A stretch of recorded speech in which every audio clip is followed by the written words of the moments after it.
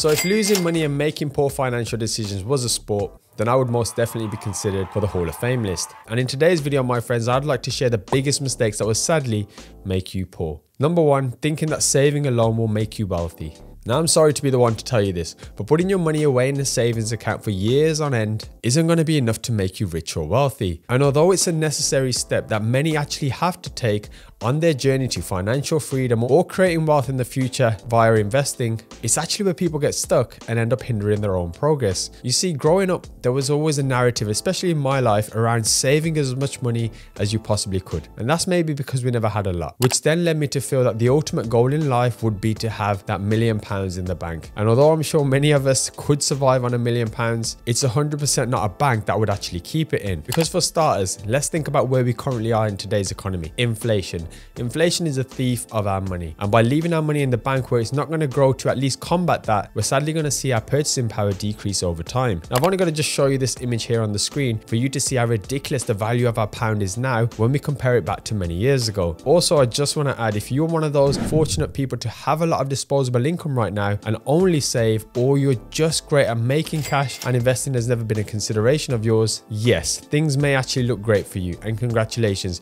And you may feel that saving is a surefire way of staying rich or comfortable in life. However, I would argue, my friends, you are a few bad mishaps away from it all falling down. If some of that, if not the majority, isn't at least invested into something that at least appreciates closer to the rate of inflation. And speaking of inflation, another poor money habit, my friends, is number two, lifestyle inflation. Now, this is something you need to really be aware of. Lifestyle inflation is where you increase your spending as your income goes up. So a pay rise, for example, may cause many of you to perhaps upgrade to that new car that you've been looking at, or spend a little more each month on your normal outgoings. And although we often persuade ourselves that we deserve it in our heads when we make these purchases, it can actually be a habit that will crush you financially down the road. Especially, my friends, if for any unforeseen reasons you have to maybe take a step back in your life, or perhaps you're laid off from work, or you have your hours reduced. You know, life can just happen, and it can happen pretty quickly. Then those things may change. And the last thing I want anyone watching this is to be in a position where your outgoings are so expensive that you can't afford to keep up. And so the whole idea around saving and overspending reminds me of this one quote that Warren Buffett once said. And bear in mind, this is one of the greatest investors of our lifetime and one of the richest people in the world. Warren Buffett once says, "Do not save what is left after spending. Instead, spend what is left after saving."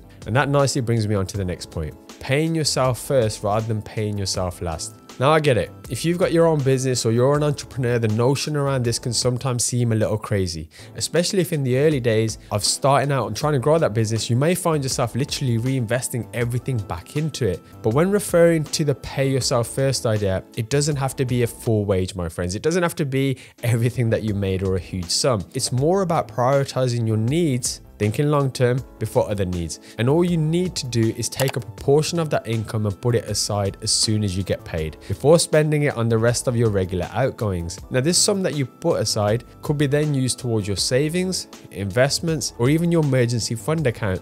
And then slowly, as you build that business and as your income increases, I would personally increase the amount you pay yourself rather than putting this towards upgrading your cars and spending it on more lavish and materialistic things. Number four, story time. Now, one thing I did before going full-time into property was give myself a runway. And this runway essentially was a sum of cash that meant that if I failed in this game on that journey and my investments, let's say, didn't pay off, I could still survive during that period. And in order to do this, it was a quick exercise of what are my outgoings and how far can I keep that runway supporting me for the foreseeable future. So for me personally, I had around £30,000 set aside, and I thought that I can get away with £1,000 a month living on a worst case scenario like a broke teenager, and I can try this investment game. So essentially, it gave me around 2.5 years to get to that financial freedom goal and get this game sussed out. Thankfully, it paid off slightly sooner than that, but having that rainy day fund massively helped me, at least from a stress perspective, knowing that my necessities were at least taken care of. Now, with yourselves, having some sort of buffer for unexpected life events, be that a job loss, injuries, illnesses, whatever it is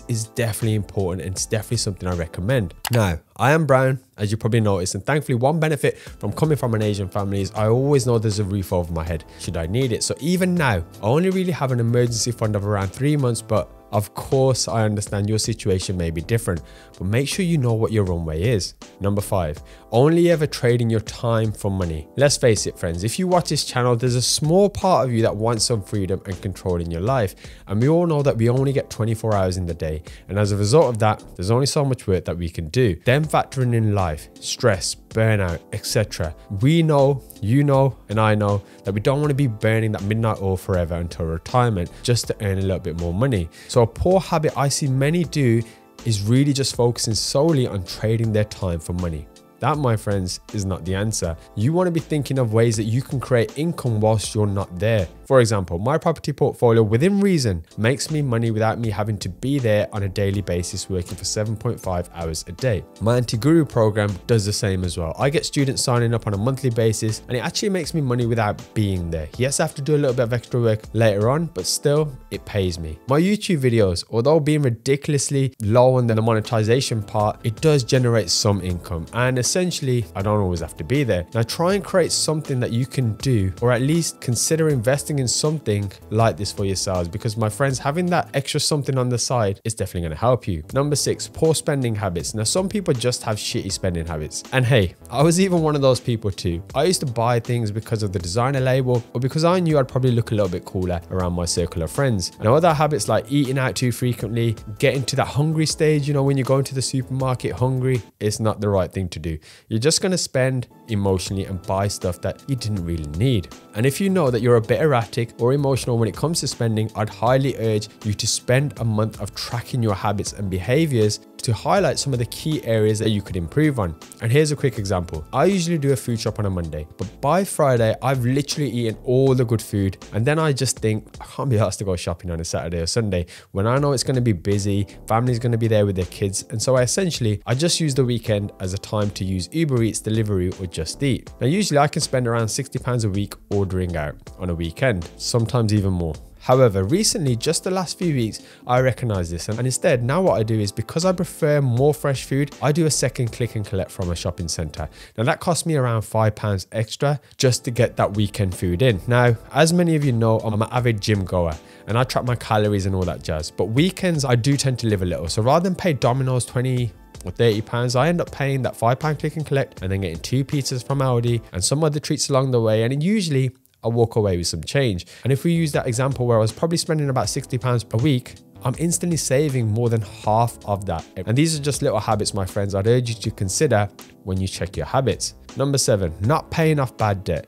I see so many people with credit cards burning through their income with high interest. So friends, if you have any sort of debt that forces you to pay interest that you can't service and essentially make more elsewhere utilizing, then you need to pay that shit off ASAP. And I say that as someone who's taken out £500,000 loans on properties, but credit cards that charge you, I don't know, 20% a year, maybe even more, that you use to buy the latest, I don't know, LG TV, my friends, is pretty dumb. And I don't want you to be dumb. And more importantly, I don't want you to struggle financially, especially if you watch this channel.